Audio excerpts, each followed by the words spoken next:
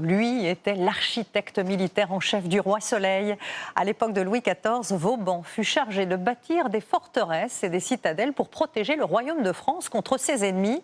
Des dizaines d'ouvrages, dont certains ont été imaginés dans les lieux les plus abrupts des Alpes, à commencer par l'une des villes les plus hautes d'Europe, Briançon. Un zoom signé Mathieu Perrault et Sylvain Fargeau. Partir sur les traces de Vauban dans les Alpes, c'est d'abord savoir lever la tête. Surtout ici, à Briançon, la ville fortifiée la plus haute de France. À 1326 mètres d'altitude, un joyau inscrit au patrimoine mondial de l'UNESCO, façonné par un homme, Sébastien le Prêtre, marquis de Vauban. Mais ouais, du coup, la venue de Vauban, elle bouleverse le destin de la ville, jusqu'à nos jours, effectivement.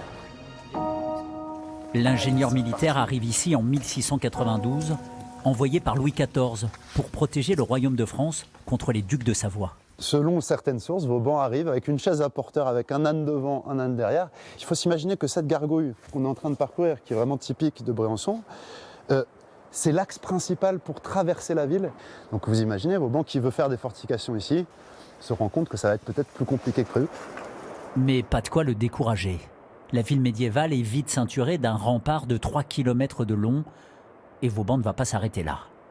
Car dans ce contexte montagnard qu'il n'a encore jamais rencontré dans sa carrière, il se rend compte que pour une fois, le danger ne viendra pas forcément d'en bas. Un canon à l'époque de Vauban, ça tire à 700 mètres et à moins de 500 mètres de la ville, il y a deux plateaux, le plateau des Trois Têtes et le plateau des Salettes, sur lequel l'ennemi pourrait positionner des canons.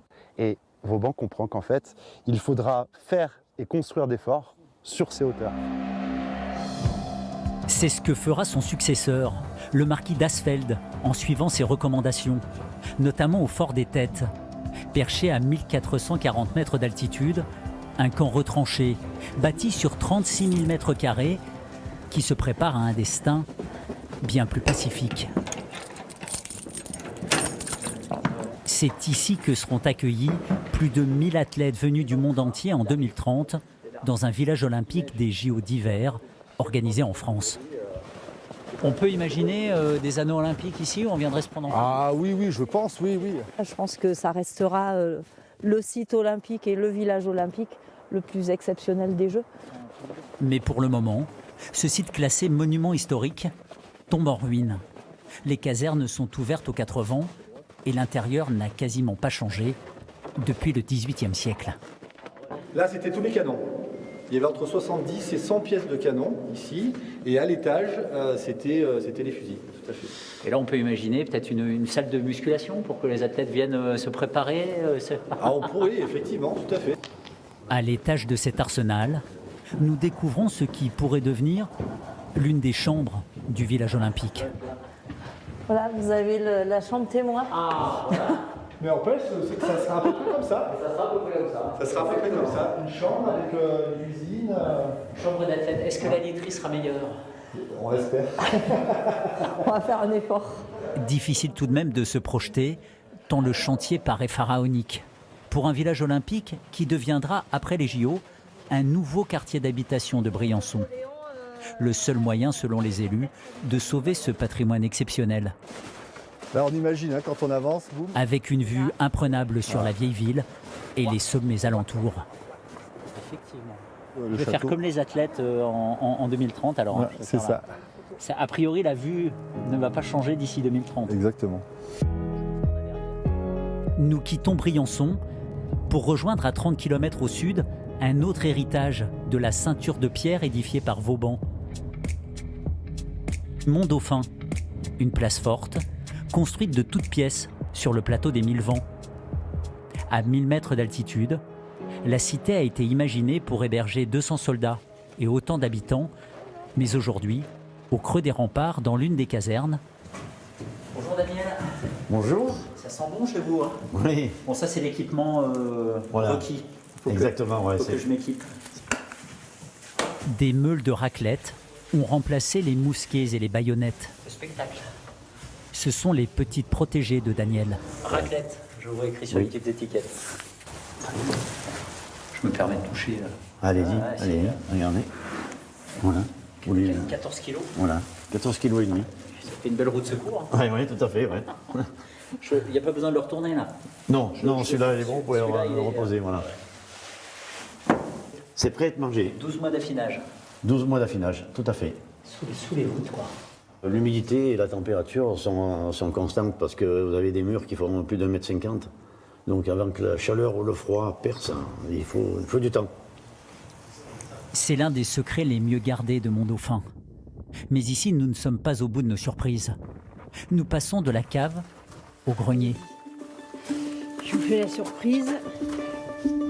Sous cette charpente en mélèze de la région, se déroule la bataille de Little Bighorn, la dernière victoire des Indiens face à l'armée fédérale des États-Unis en 1876. On a vraiment l'impression que les hommes et les chevaux vont se mettre en mouvement.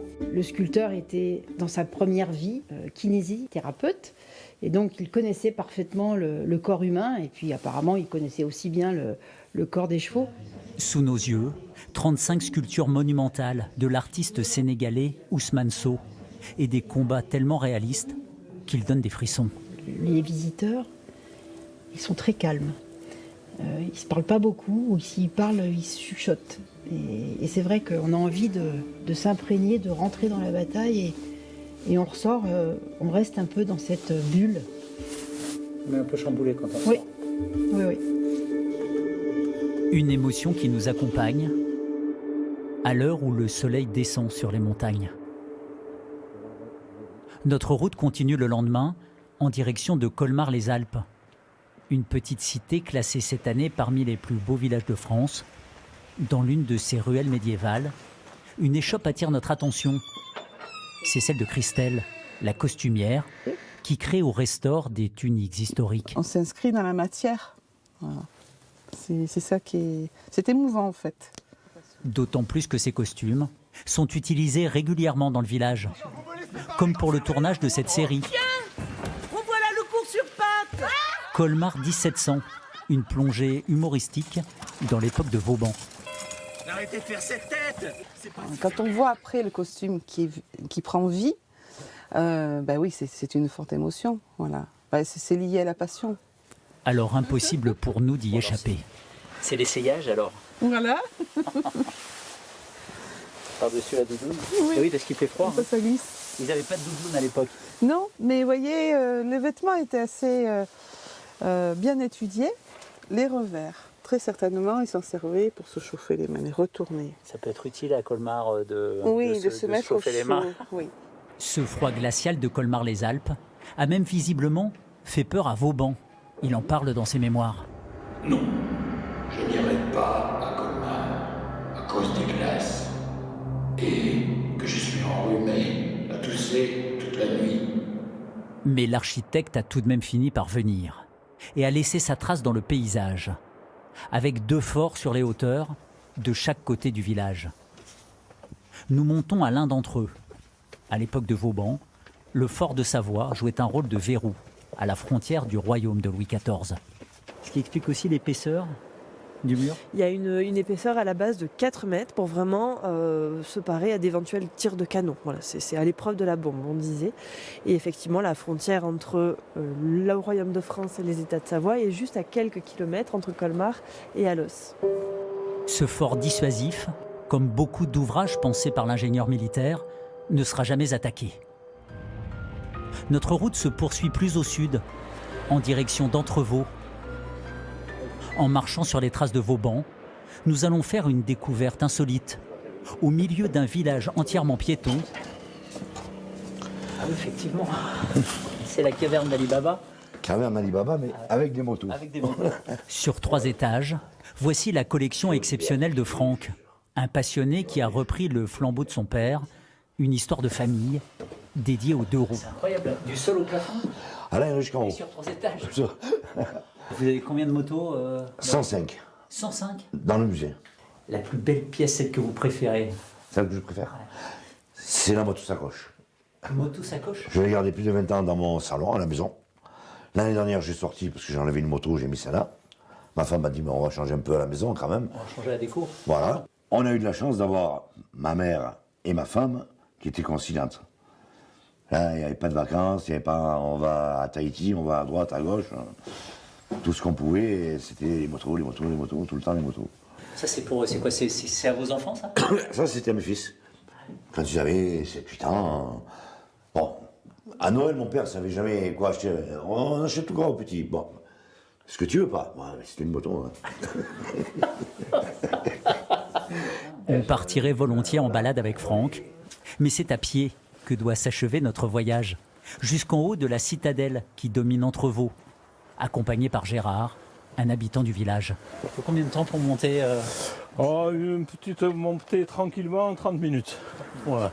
Par cette rampe d'accès monumentale, dessinée par Vauban, évidemment, nous arrivons à 630 mètres d'altitude, suspendus au-dessus de la cité et du fleuve, le Var. Voilà, quand vous êtes là, vous êtes content. Vous n'avez pas fait ça pour rire. S'il n'y avait pas ça, Entrevaux, on le verrait pas de la même manière. Donc c'est le joyau, c'est le joyau qu'il faut entretenir et qu'il faut conserver. Voilà pourquoi cette citadelle est classée monument historique. Héritage d'un architecte qui, plus que quiconque, aura laissé sa marque dans le paysage. Au total, Vauban aura créé ou transformé plus de 160 sites fortifiés sur le sol français.